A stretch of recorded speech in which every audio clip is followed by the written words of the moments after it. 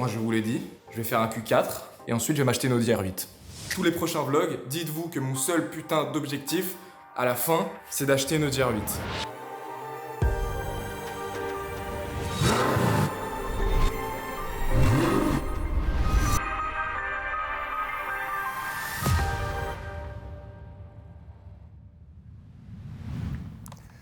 Cette voiture, quand j'étais plus jeune, c'était mon rêve. C'était mon rêve de l'avoir. Et bien aujourd'hui, je suis fier de vous annoncer que je vais la chercher.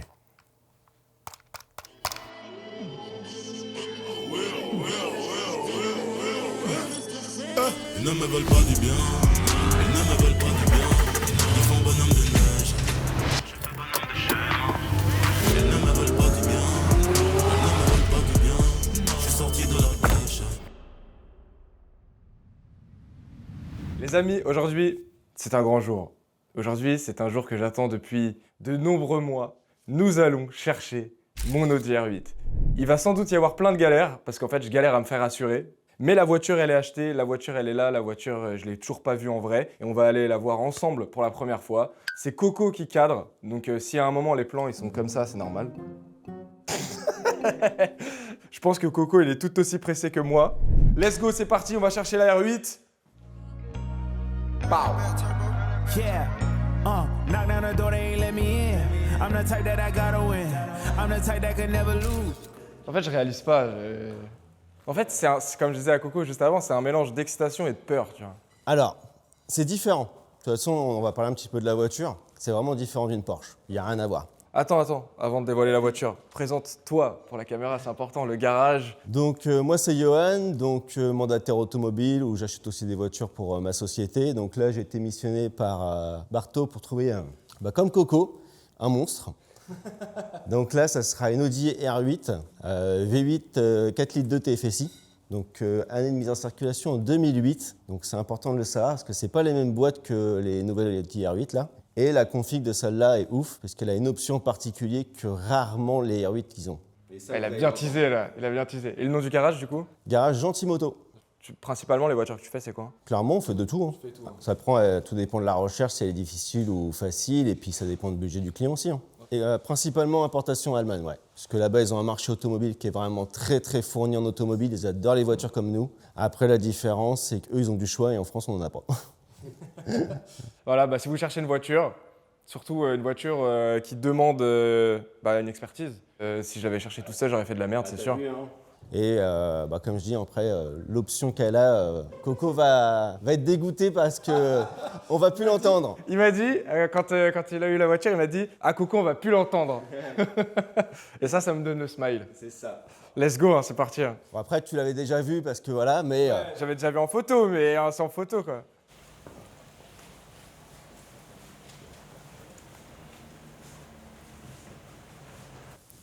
Donc là, on n'est plus du tout dans la même gamme. Hein. Là, c'est...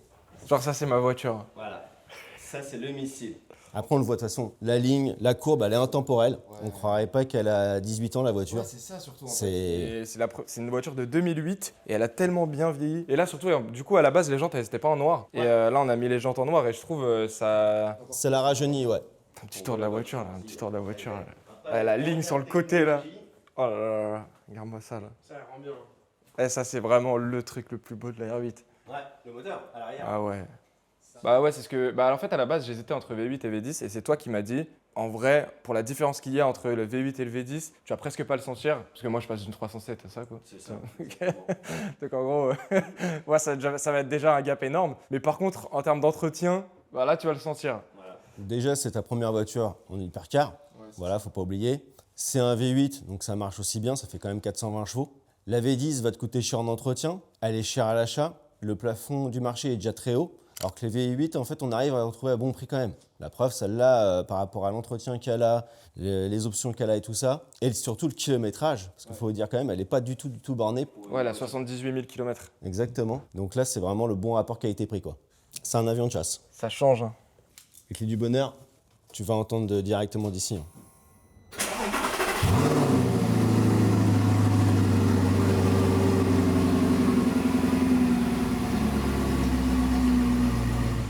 Ah ouais, putain, ah ouais. En vrai, ça n'a rien à voir. Parce qu'il m'avait envoyé une vidéo. Je sais même pas si on se rend compte à la vidéo en fait. Je pense pas. Hein. Et là, tu vois le bruit quand même qu'elle a, la résonance, le bruit, tout ça, il est vraiment très très pur. Et quand tu es en pleine accélération, en fait c'est... Alors à bas régime, ça sera très très rock, mais après quand tu es à 130, par contre c'est calme. Et tu me disais, on sent, enfin, du coup, toi, tu as vu une autre R8 et on sent la diff avec la ligne Titan. Ouais, tout à fait. Parce que du coup, c'est ça la spécificité, c'est qu'elle a une ligne Titan. Alors, qu'est-ce que la différence entre une ligne d'origine et une ligne sport? La différence, elle est toute simple. En fait, l'échappement est complètement libéré. Déjà, on est sur des matériaux inox ou titane, donc il n'y a plus d'oxydation. Et concrètement, d'origine, on a des silencieux qui sont très restrictifs pour répondre vraiment aux normes d'homologation et de pollution. Et là, on libère vraiment le V8. Sachant que sur ces modèles-là, on a déjà des moteurs qui sont un peu spécifiques. Le FSI fait pas mal de carbone et de calamine. Donc, de libérer l'échappement, déjà, c'est bien. Et on a aussi un problème que c'est un moteur qui est assez encastré et qui chauffe beaucoup. Donc le fait d'avoir une ligne qui soit moins restrictive, on annule aussi ce défaut-là. Donc le bruit, il est libéré et c'est que du plaisir. Okay. Franchement. Ouais, là tu peux faire un petit coup de gaz.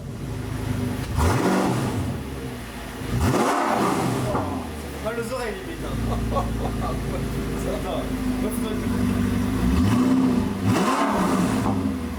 Là, je vais pas pouvoir me garer en toute discrétion. Ah ouais, là, faut pas que je prenne la voiture de nuit.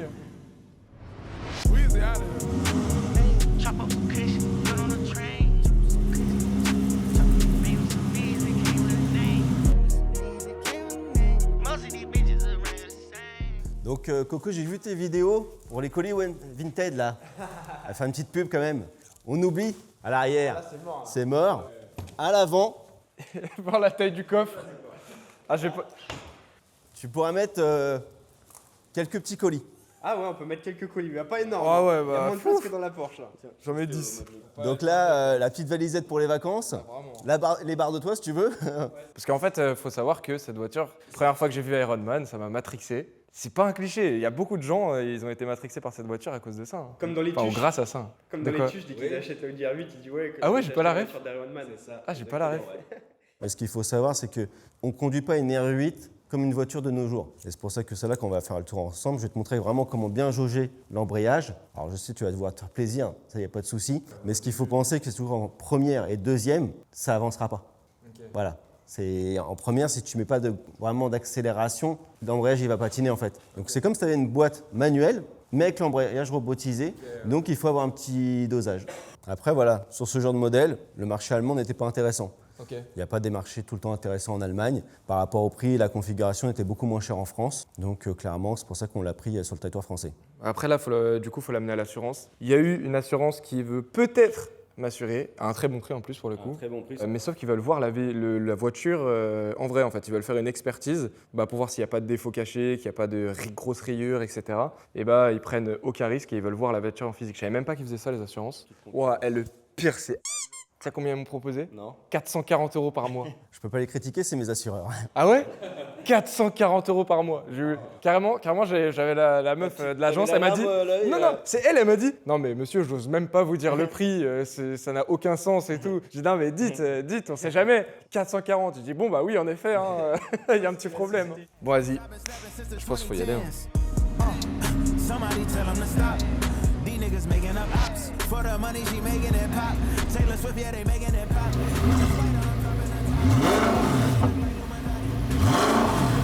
She said she wants some Tiffany. C'est à moi. Regardez la petite voiture de Coco là. Vas-y toi, t'en enfoiré. En fait, là il y a monsieur et là il y a le petit qui va le suivre. Ah, c'est la voiture de madame. Intéressant. Ah bah là, t'inquiète pas que... Ah, ça fait un beau garage là en vrai. Clairement, vous allez rouler avec la Porsche, la R8. Les téléphones vont être sortis dans les voitures. Les gens vont vous filmer. On croit que c'est des stars. Vraiment par pitié. Il y a les footballeurs qui sont là. J'attends que ça moi. Le bruit en plus de l'échappement, c'est un régal. Qu'on va faire des rupteurs devant chez mon ex avec quelque chose. N'en fais pas, on va pas t'entendre, ça sert à rien. Laisse la R8 le faire pour toi. Prends celle-là si tu veux faire des rupteurs. Sans là, je peux pas conduire. Non, t'es pas encore assuré. C'est ballot. C'est pour ça qu'on y va. Let's go. Du coup, moi là, je suis passager. J'ai toujours pas l'impression que c'est ma voiture.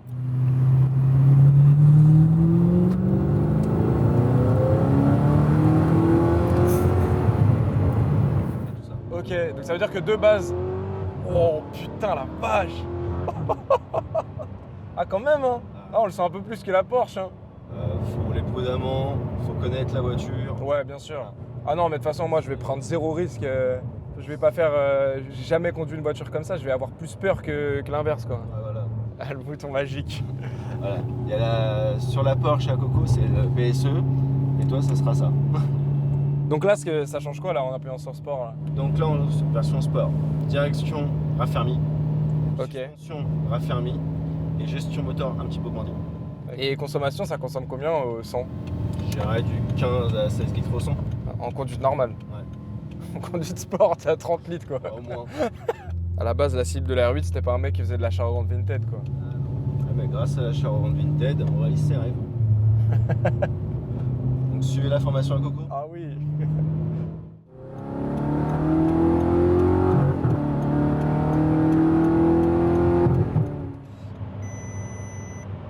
C'était quoi le bip? L'aileron se déclenche. Ah ouais? Ouais. Ah ok. Regarde, je sais pas si tu vas le voir, mais Ah ouais. l'aileron est déclenché. Pour l'époque, c'est quand même bien travaillé. Hein. T'as juste l'autoradio, les boutons de l'autoradio, la clim, la boîte de vitesse et t'as pas plus. Hein. Ouais. Maintenant, on est matrixé par tout ce qui est boutons et tout ça. Hein. Ouais, il y en a de partout. Ouais. Donc, comme ça, tu pourras manger des BM. Bah lui je le mange lui. Oh oui. Audi TT-RS ça se fait fumer par une R8? C'est pas que ça se fait fumer, c'est que c'est plus léger qu'une R8 quand même. Ok. Je pense que le combat, il se vaut. Le combat se vaut? Ah ouais? Ah putain j'avais pas dit tu vois. Ouais, et moi j'ai acheté une R8, en parlant de carburant, j'ai vraiment acheté une R8 au mauvais moment par rapport à ça. Hein. Le prix du carburant il a explosé et moi j'arrive, j'achète une R8 quoi. Ah le plein il va faire mal. Hein. Bon allez, en espérant que l'assurance ils me dise oui et que je puisse repartir avec la voiture. Bonne nouvelle ou pas, on verra.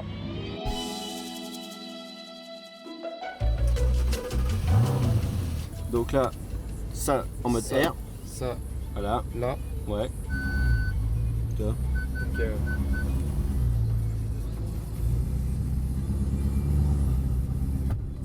Vas-y, c'est normal. quoi C'est le pneu, comme je t'ai dit, quand ils sont froids, Ah putain ouais c'est surprenant. ça fait le grip. C'est comme si ça sautillait, t'as vu? Ouais putain j'ai cru que j'allais taper un truc. Et non. C'est pour ça que je t'ai prévenu tout à l'heure. Mes tours de roue alors. Hein? Attends, faut que je prenne mes marques là. Je vais pas aller te faire une dinguerie là. Ah c'est vrai que c'est raide hein. Ah oui, hein. Ah c'est raide. Allez, au bout d'une journée, tu vas te faire la main. Et tu vas voir vraiment qu'après, tu vas prendre le coup de le sentir. Et comme je t'ai dit, comme si tu passais un embrayage classique à la main.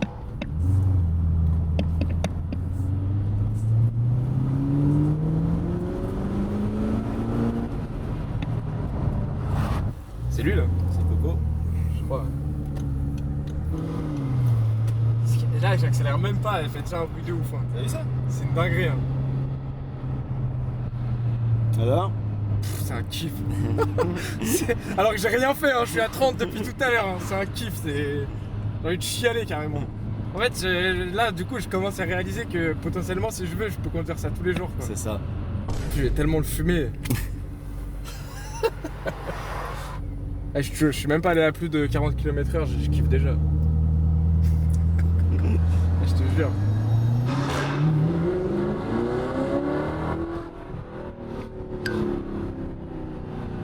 Oh les kékés hein. Moi, c'est l'inconnu total là. Après, ça freine très très très fort par contre. Là, c'est ce que j'ai vu. Ouais. Ah ouais, c'est. C'est brutal, hein.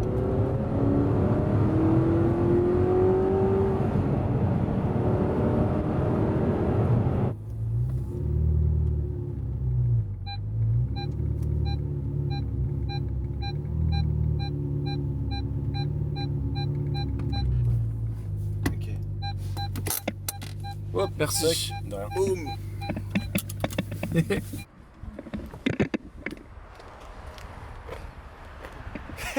Ça c'est ma voiture ça. Bon c'est pas le meilleur plan, mais là je suis tout seul, c'est la première fois que je prends la voiture tout seul.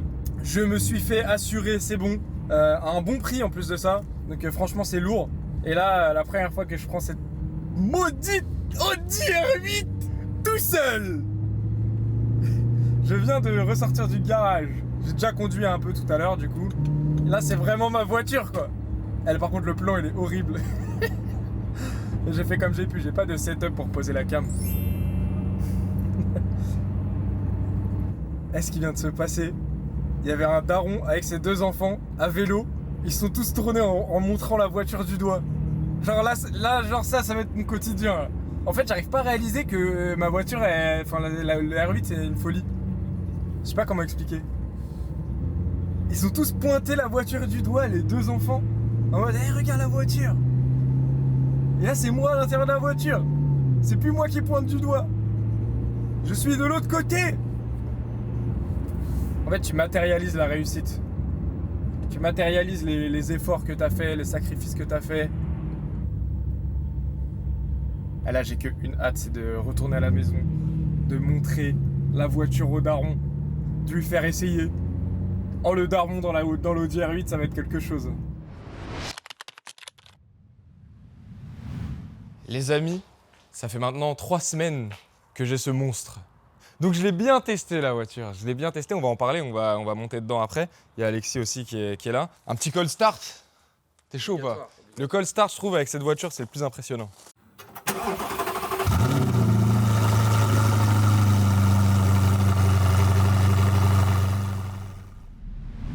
Ok, let's go, c'est parti.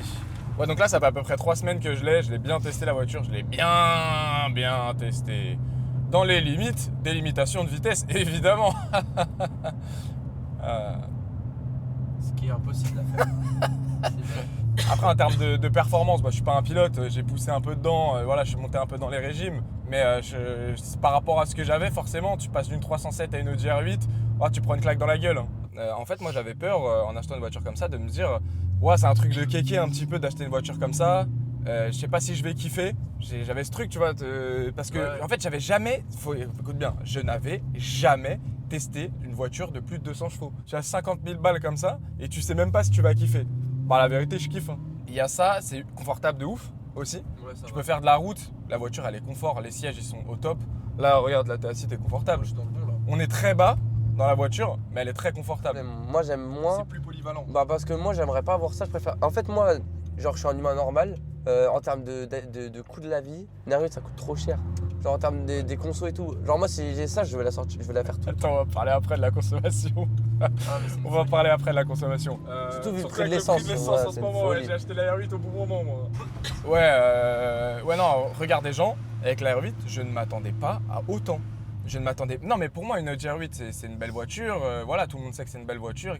Ah, tu passes dans une rue piétonne, 90% des gens, ils se retournent et regardent la voiture, tu vois. Ouais. Genre, ils en parlent, ils pointent du doigt. Il y a des car spotters aussi. Je me suis fait car spotter plusieurs fois. Ouais, Il y a des mecs qui sont mis au milieu de la route pour me filmer, tu vois. ouais, c'est trop bien. L'essence, ouais, je voulais y revenir. Ah, les gars, c'est quelque chose, faut avoir le cardio. Je suis à peu près à 30 litres au 100.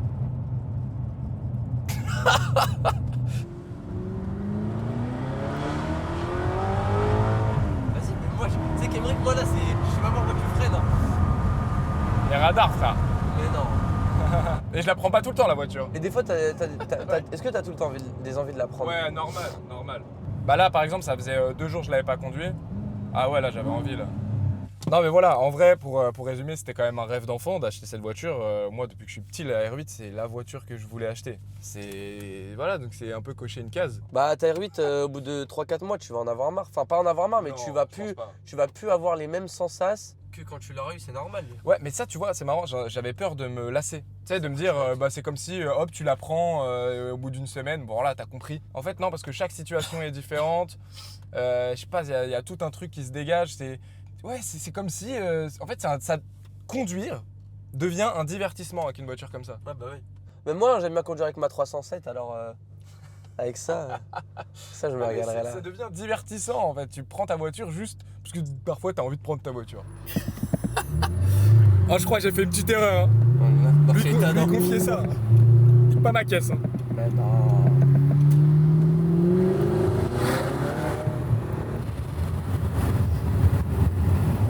Alors, c'est comment? Ah frérot, c'est n'importe quoi, c'est incroyable. Je veux m'acheter ça. Faut que je fasse un crédit à la banque. Avant, je pensais que le plaisir se trouvait dans l'arrivée, dans ce moment précis où tu atteins enfin ton objectif. Mais avec le temps, en grandissant, j'ai compris quelque chose. Le vrai plaisir, je le trouve dans le chemin. Parce qu'on est tous différents. Et moi, pour être heureux, j'ai besoin de repousser cette ligne d'arrivée, pour continuer d'avancer, pour continuer de faire de nouvelles rencontres, pour vivre des moments difficiles, des idées qui naissent, des réussites, mais aussi les échecs. Enfin bref, c'est ça qui me fait sentir vivant. Alors cette voiture, c'est pas une finalité, c'est juste une étape. Je suis pas